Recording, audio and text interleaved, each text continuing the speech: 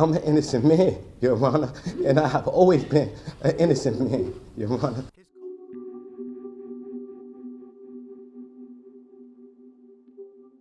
Good morning, Judge. Good morning.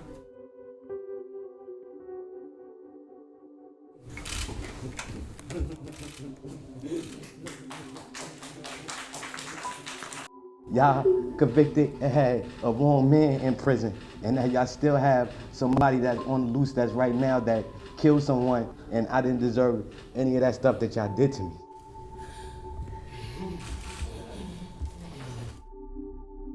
I want to say